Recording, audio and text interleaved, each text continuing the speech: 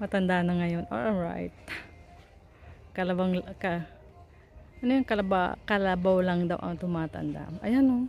Kaya gusto ko dito para maalala ko kung ano yung kinalakihan kong lugar doon sa probinsya namin. Proud akong laking hirap. Tapos may mga talaba pa dati. Sa mga bato doon sa amin, sa may tabing dagat, may mga talaba yan. Maghapon kami niyan, mga halimbawa pagka maliit ang tubig, pagpaliit ang tubig, umalis kami ng mga 8 o'clock para pagdating namin doon sa lugar na kukuha namin ng mga talaba, ano na yung maliit na ang tubig at para makarami kami ng mga talaba. Tapos yung mga talaba na yun binebenta namin. Yun yung kabataan ko. Yun ang hirap namin noon. Hanggang ngayon naman mahirap pa naman. Tapos yung mga talaba, minsan nung buhay pa ang tatay ko, sasabihin ng tatay ko, wag mo nang ibenta yan, lutuin na lang natin para may ulam. Sabi ko naman, sige. Tapos yung talaba pang nakukuha ko, mga durog-durog, dahil hindi naman ako expert nga nung kumuha ng talaba.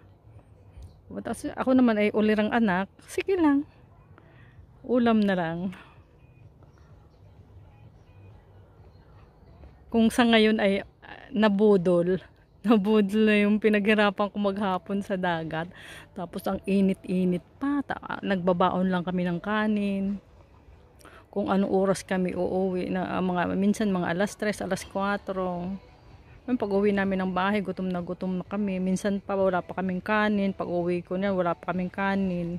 Kasi wala kaming bigas.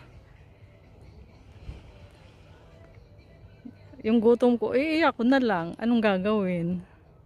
Kaya, yun ang sinasabi ko ngayon sa sarili ko. Kahit na anong mangyari. Ayoko nang balikan yung kahirapan. Sabi ko nga, hindi ko pinagsisisihan na isinilang akong mahirap. Pagsisisihan ko pagka tumanda akong naghihirap.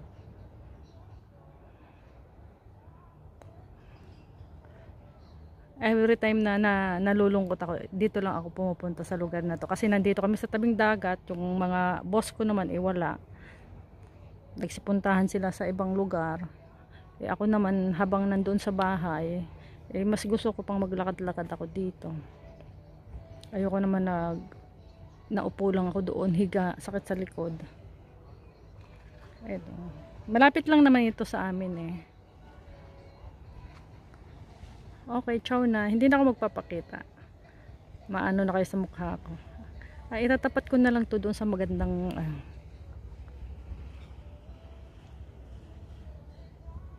kaya